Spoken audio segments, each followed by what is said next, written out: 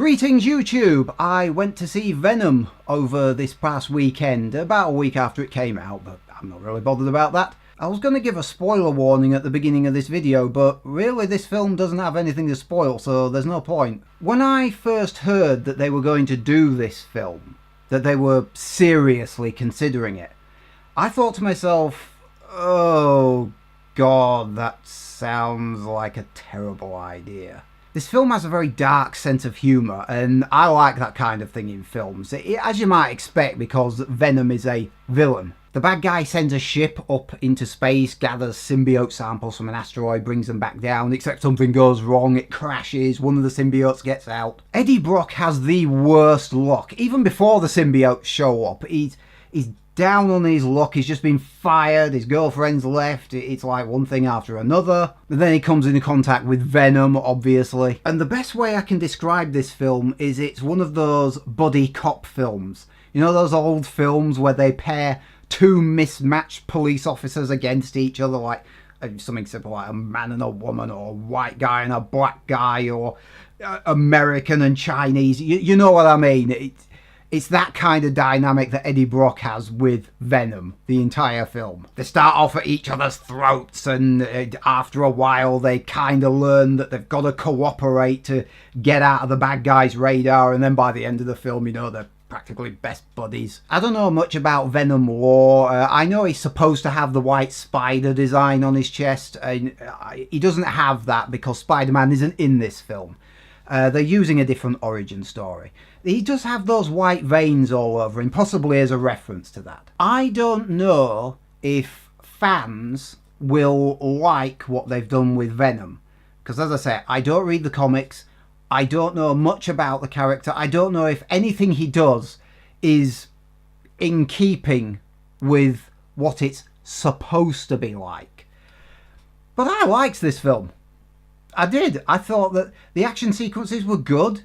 I thought it was funny. It's obviously... The comedy obviously comes from Eddie Brock and Venom doing their buddy cop thing. Like, Eddie's in a high place and Venom's going, jump. And Eddie's like, no, goes for the elevator, presses the button instead. Pussy. There are supporting characters, but they're kind of throwaways. There's only really 5 main characters, and their character types are nothing new. You've seen him a million times before. Tom Hardy playing Eddie Brock, of course. He does a good job of playing that loser down on his luck thing. And anytime one of the human characters gets possessed by a symbiote, that person, that actor, voices the symbiote. So he also voices Venom as well. And he does a good job of that as well. I love Venom's deep voice. You've got the girlfriend, and she gets more authoritative as the film goes on, and she does get better for it. She also has one really kick-ass scene, but spoilers. Bad guy plays his role very well.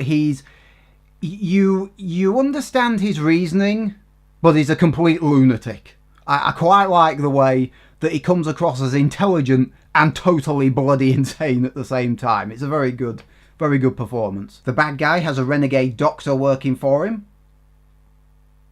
Not much to say about her. Oh yeah, and the bad guy has a chief henchman, of course, and he has command of all the little hench minions that are just cannon fodder, basically. Yeah, he was hopeless. I mean, as a henchman. He's obviously up against Venom, what do you expect? Considering the bad guy is deliberately going after these symbiotes, you'd think he would have briefed his chief henchman and the hench minions about what to expect from these symbiotes, because Venom just owns them anytime he's on screen. They don't stand a bloody chance. Didn't he warn them? The action sequences are well paced, and they don't happen too frequently, but not too infrequently. You don't get bored waiting for the next one, I found. Sometimes the camera can move too quickly. As in, it pans from left to right too damn fast. And I was watching this film in 2D, thank Christ. The cinema was offering it in 3D, but after Black Panther I thought, no, because the 3D will make it even harder to keep up with stuff. But even in 2D it was hard to follow the motion of certain things, so some of the action sequences were a bit hard to see.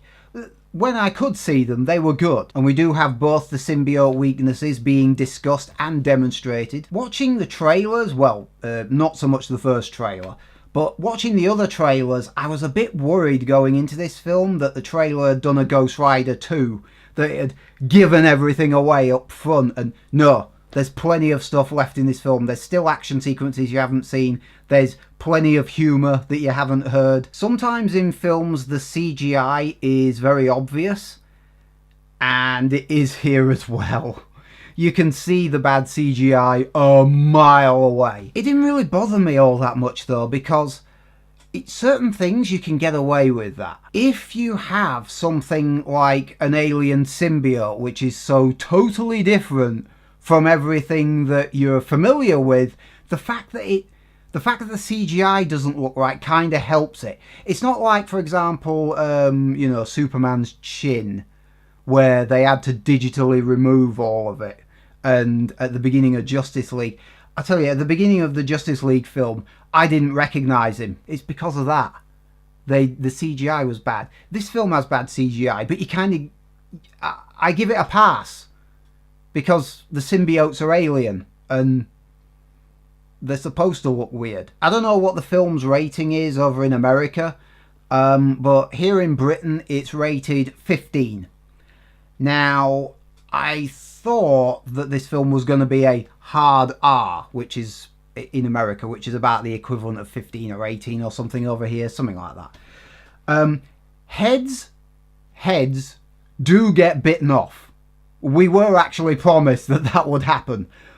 But despite the fact that it's a 15 film, a 15 certificate, it's very rare that you see any kind of blood. But every time you see like someone get impaled or a head get bitten off, either the camera moves so fast that you can't see it happen properly, or the camera just looks in a completely different direction and you don't see it. It's not gory at all, is this film. It kind of makes me wonder why they even bothered with a 15 rating. I don't even think they swore all that much, to be honest. I think the 15 rating is a bit of an overreaction, to be honest. This isn't a kids' film. Don't make that mistake. As I say, I don't know how faithful this version of Venom is to the original, or any of the comics, or whatever, the source material. I don't know. But all I know is that I liked this one. And I don't understand why people have that, "Ah, my God, you've ruined this for me" reaction when they see something, because it's like, I like Teen Titans and I like Teen Titans Go. Teen Titans is obviously better, I know, but I don't mind a new version. A new version doesn't ruin the old one, and it doesn't make it suddenly cease to exist so we can't ever watch it again. No, it doesn't work like that. And I found this version of Venom fun, funny, the action was good, I liked it. There is also a mid-credit sequence, immediately after all the animated credits have gone past. You will want to stick around for that. Well, the fans will. Not sure if you don't know who Venom is, then you can probably walk out the theatre straight away. You won't be missing anything. I was umming and ahhing over what score exactly to give this film. At one point I was like an 8 because I really liked the film, but I thought, it's not doing anything original. The action sequences are innovative as far as symbiote fights are concerned, but there's nothing earth-shatteringly new. It's funny. It's not utterly jaw-droppingly hilarious though, and as I say, the CGI fits the alien nature of the symbiotes, but it is not that good. It's okay. I was hovering around a 6 or so. I think that at the end of the day, I'm going to give Venom a 7 out of 10. I think that it's good enough for that. I can understand if you might want to give it a 6 yourself, because as I say, there are things in it which, like I say, the CGI and the predictable characters and the plot that you might want to mark it down for. But I liked it, and it's good enough for a 7 in my opinion. It's definitely not a game-changing film. It's not like, for example, what Marvel's doing with the whole cinematic universe. It's not going to make you change your perspective on how you see this kind of things. It's a fairly standard superhero film, except it isn't a superhero film. It's something else. It's its own thing. If you want to see it's like a superhero film but something a bit different, but if you want to see something awesome, then this isn't really going to fit the bill for you. So that's Venom. 7 out of 10. Good film. I think it's good enough. It's good enough for me for a 7 out of 10 anyway. Maybe not anybody else. Don't know what fans will think of it, but I liked it. And yeah, if you like your superhero films, you will definitely want to go out and check this one out. That's it. I'm going to stop wittering now. Like, dislike, comment, subscribe and share, all that jazz. See you next time.